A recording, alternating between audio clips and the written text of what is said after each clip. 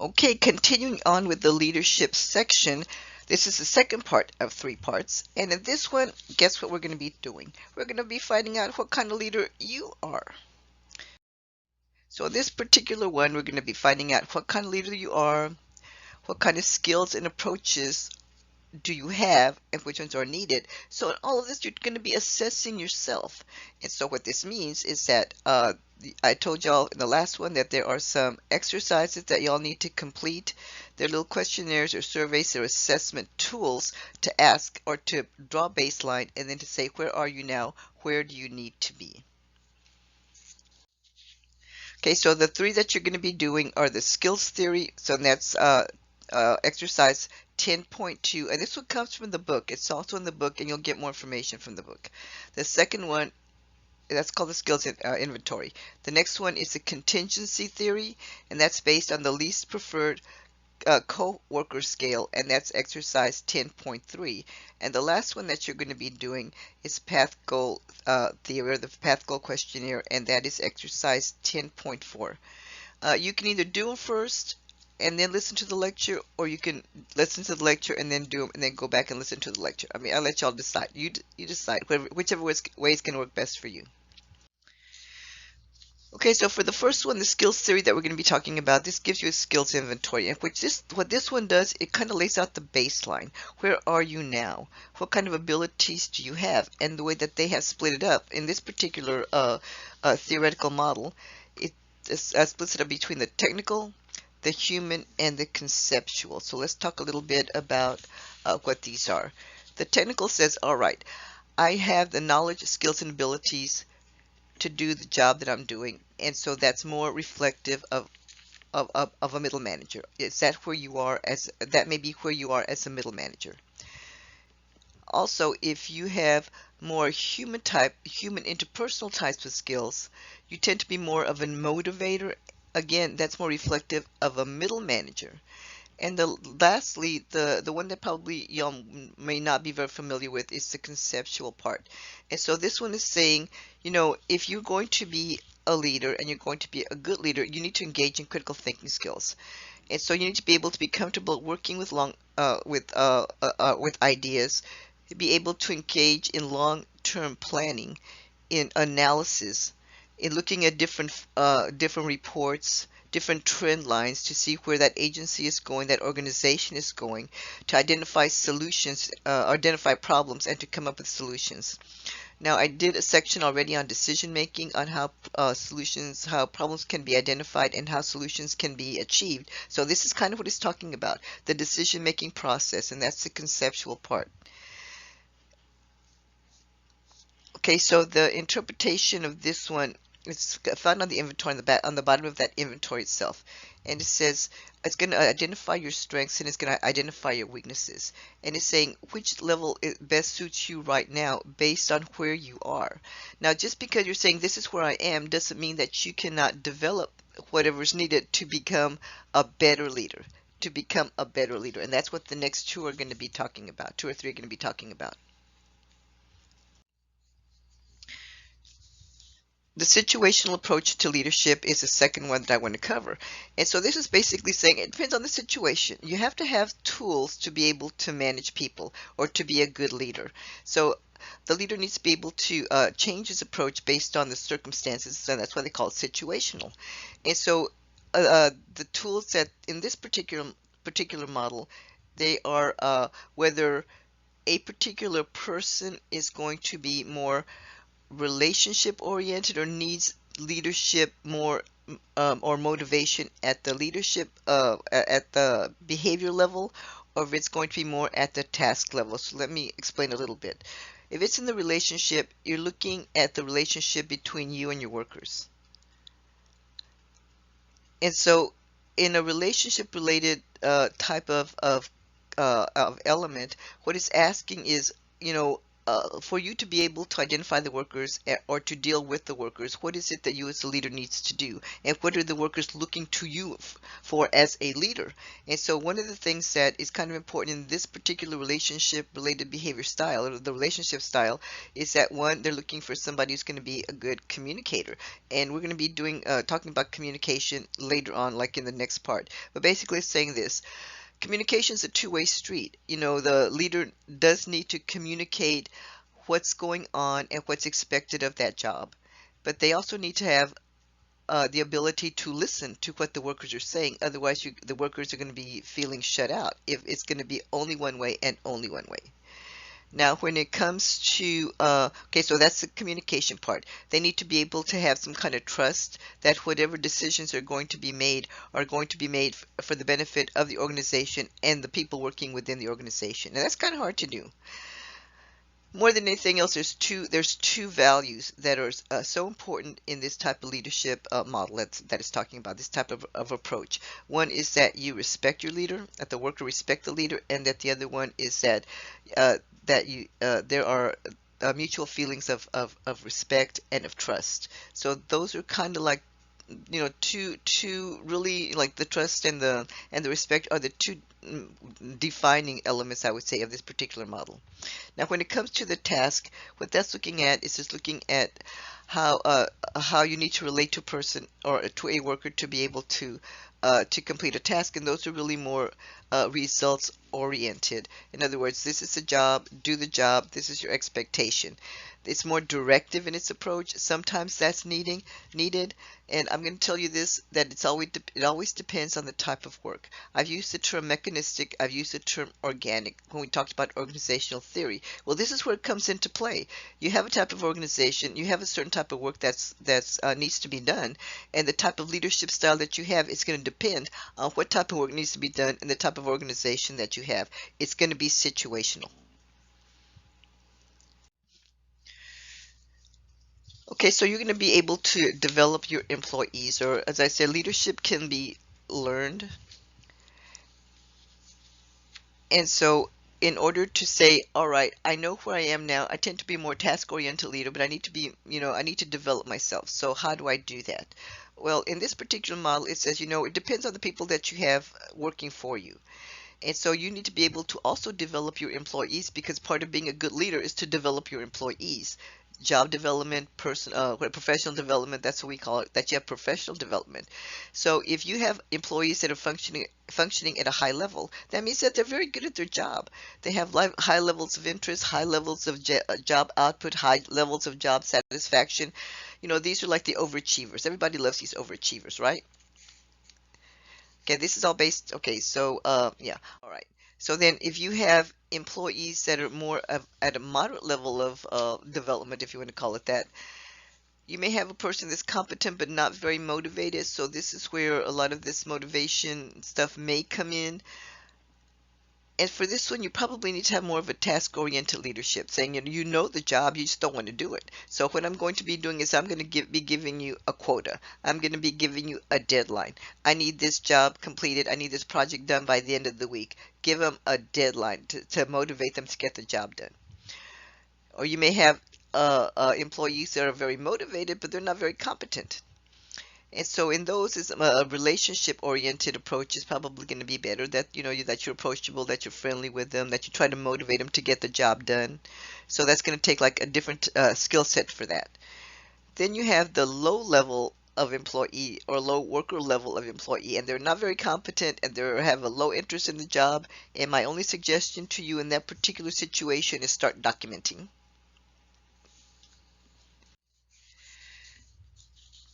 Okay, so so basically, I've told you this in several different ways, that well, when I was talking about organizational theory, that there are needs of an organization, but there are also needs of the group and needs of the employees, and they're going to conflict a lot of times. And so you as a leader need to be able to kind of like unify this, trying to come up with solutions to have some kind of merging of what needs to be done so that you can have a well-oiled machine. Okay, it's going to be depend on the type of work being done. Again, if it's more mechanistic or if it's more organic. And then it's going to be depend on the group values. And this is what I was telling you, the trust and the respect. And a lot of this deals with organizational culture, of what that organizational culture is like, or the ethos, and that's what it's called, the ethos that's embedded in every single organization, because there is an ethic, an ethos in every organization, and the leader needs to have a positive ethos, a positive work ethic, a positive value system. So anyway, so these are the things that you as a leader in this particular approach need to focus on. So it's going to depend on the type of organization. It's going to depend on the situation. It's going to depend on what's going on, the circumstances. It's going to depend on the groups themselves, because there's a dynamic in each group. And so the leader needs to kind of know their employees to be able to either change that dynamic. And there's this one, there's ways to do it, but it's way beyond the scope of this course, of how you change the dynamics of an organization from being a very negative one, being a very toxic work environment, to having a positive work environment. I mean, there are ways, but as I said, this is way beyond the level of this particular course. All right, the next one I want to talk about, this is another exercise. This one is exercise 10.3, and this one is called contingency theory. And again, it's a way to be able to develop your leadership style. So again, I want you to do exercise 10.3, and this one is based on the least preferred coworker scale. So think of a person that really irritates you, and that's what you're going to be looking at. So it's a way to be able to develop your style by identifying those issues that are very irritating to you. I guess that's the best way to put it. And so in this least preferred coworker scale, it's more relationship oriented. Are you more relationship oriented, or are you more task oriented? So we're going to be examining the different components of this one.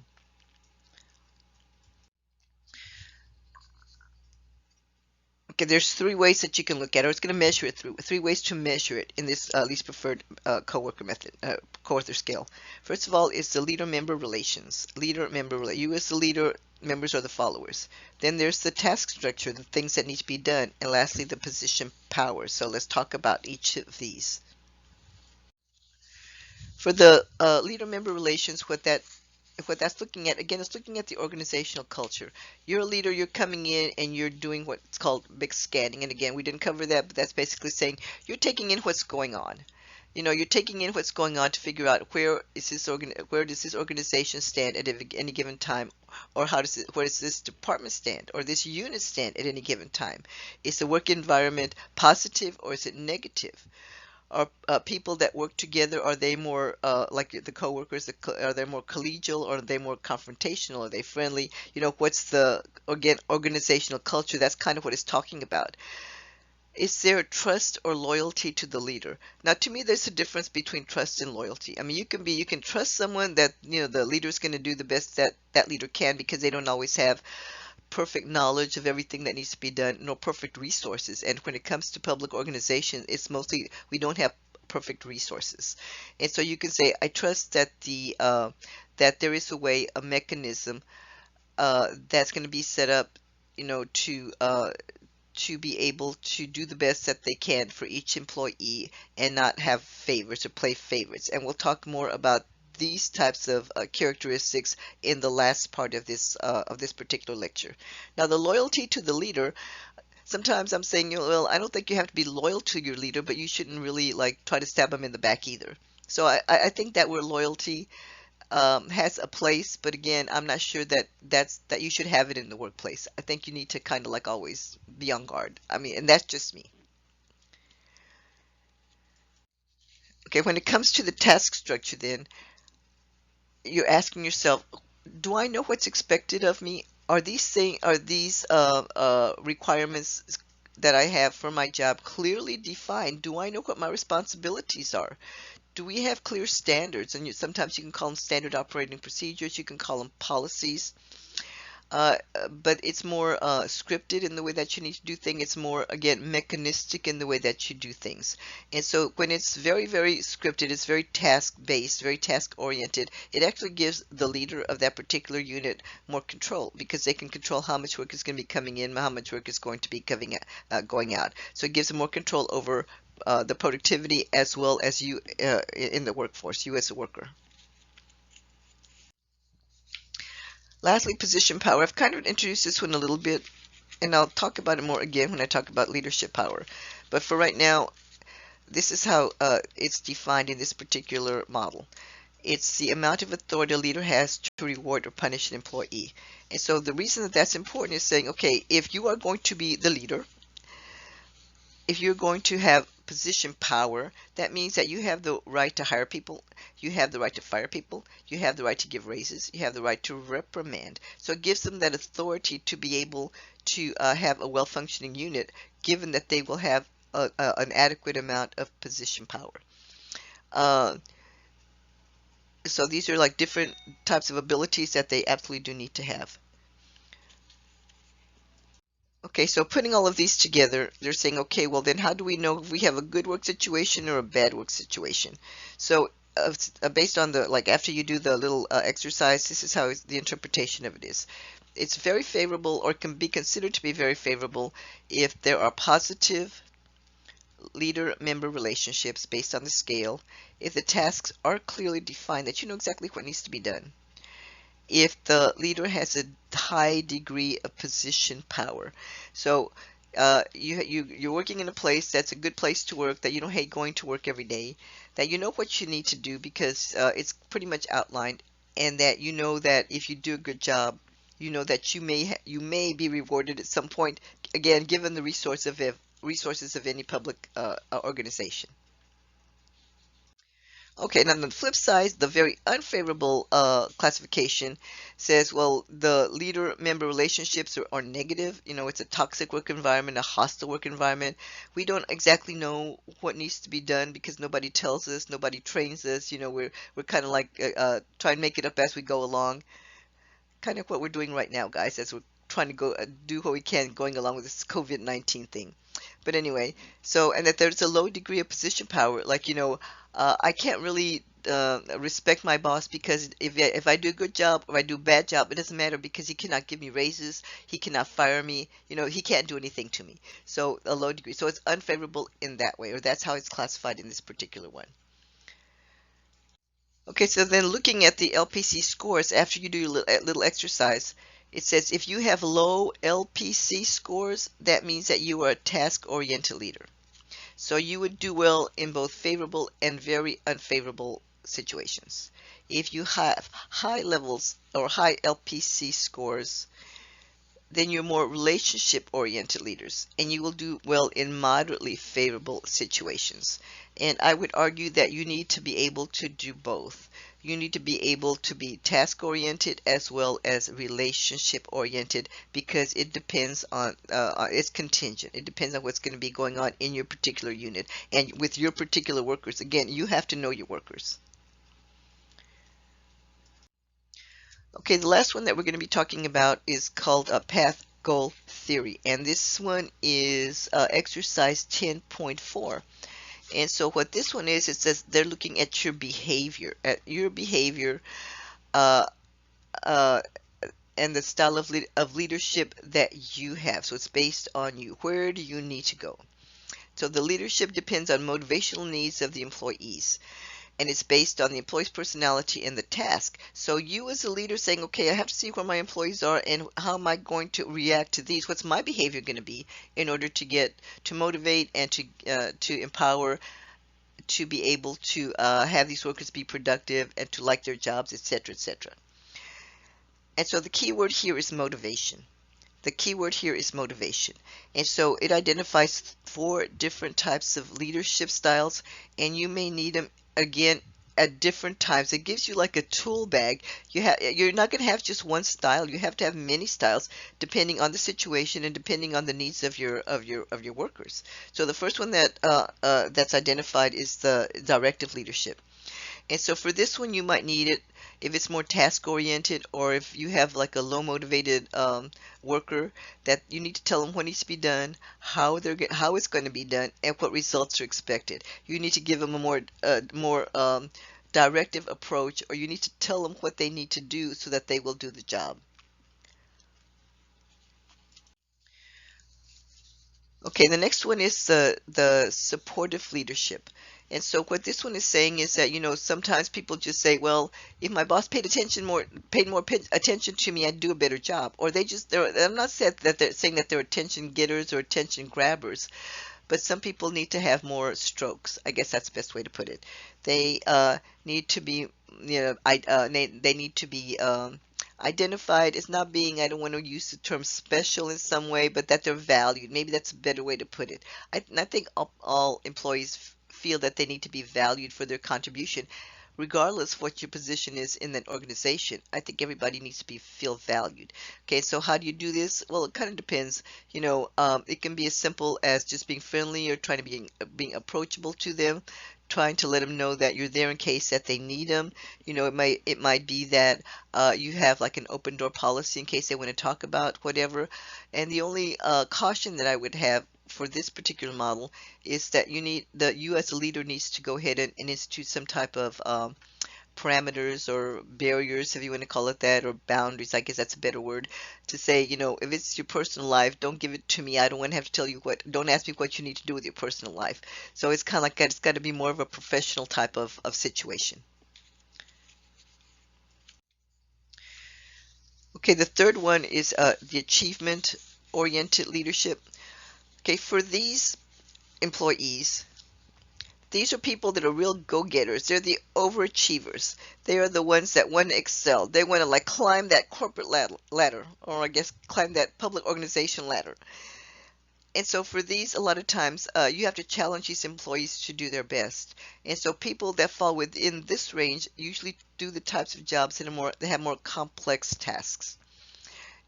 And so you kind of have to let them figure it out on their own as much as they want to. They might seek some type of guidance, and I guess you just need to let them know, as a leader, okay, let me know what you're going to be doing. Okay, give me a report of how this is going. But kind of like let them go and see what they can do, but not completely. You still need to have some type of oversight, if you want to call it that.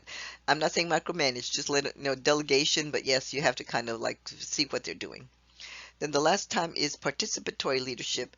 And so this is kind of a way to empower the workers, because this is what this one says is that workers like to be included in the decision-making process. And so the reason that workers like to be included in the decision-making process is because so that again they will feel that they are valued in the organization, that their contributions matter, that they have a say in decision making. And once you empower a worker that way, and they feel that they have a say, even though the decisions made may not always be what they want, but that they had the say, that they had a voice at the table, and that's what it's called a lot of times, that they feel that that they will support the leadership because they were brought into the decision making process. Okay, so this type of leadership is used when there are unclear or loosely structured type of tasks. Again, it's kind of like saying this is what needs to be done. Let's brainstorm about it. Let's see what's the best way that we can do it. But it's very loose. It's very ambiguous. And the best examples I can give you of this would be something like if you're working at Microsoft, you're working at Apple, or one of those places that you need to have more creativity, in what you do.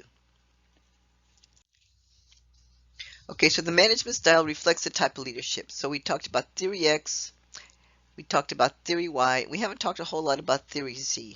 I may have mentioned it. But theory X and theory Y, y'all did a little exercise on that one, and I gave you a lecture on that one. And theory Z, theory Z is basically non-directive. And it's one of these like the participatory or the achievement oriented one, something that was saying give the workers more freedom in what they need to do. So it depends on the nature of the organization. It depends on your position power and how much you allow them to do this, and if you're going to reward them or not. It depends on the type of work, on the task structure, if it's going to be more mechanistic or more organic, on the relationship that the people within the groups have with their leaders, have between the leaders and the followers. Because bottom line here, guys, if you don't have somebody to follow, you're not going to be an effective leader. You will not be any kind of a leader because you cannot be a leader without having followers. Which is the best style? This is what I was saying. Depends on the situation. And it comes from the interaction among the people in a work situation. What kind of work? What kind of work is being done? You have to have your tools. You have to need, you're going to need a combination of interpersonal and group situational skills. Strong directive is theory X, so yes, you can say, I hate theory X. I hate theory X too. Theory Y would be more democratic, and theory Z would be more non-directive. So the things that you do, it depends, and that's the best way to say, you know the work that needs to be done, you know your people, you will need to figure out what's the best way to motivate them if they can be motivated, but if you still need for them to work, you need to get for them to get the job done and produce, you need to be able to do that as well. I think that you probably need to know, and you should know by this point, is that a lot of people look at work in different ways. Some people say, well, man, I need a paycheck, and they see the job that way, just as a paycheck. Some people see it as a way to advance, the more, as a generational thing. The millennials, and now as Generation Z is coming in, you're seeing that you're not going to be at the same workplace forever and ever. So you need to be able to have, again, the skill set that you need so that you can be able to get a job from one place to another and be able to transfer those skills. And so the more skills that you have, the better off that you're going to be. That model of the company man, I'm getting a job out of college and I will be at this company, I retire from this company like 40 years later, whatever, that's not going to exist anymore, guys. A lot of it's going to be dependent on you, on what type of skill sets that you're going to have, and what type of leadership, if you're applying for management positions, can you bring to a particular company, and that you know what you're going to be doing in those. Okay, so as I said, this ends this part of this one. So do the assessments if you haven't done them yet. The final is going to be based on these assessments, so you do need to do them, and you do need to read at least this part of the book so that you'll know what's going on. You should read the whole chapter, but at least this part of the book, so you'll know what's going on, so that you can assess yourself where you are. And that's basically going to be the final a reflection paper. Where you are now, where do you need to be, what do you think that you need to do to be able to get where you need to go.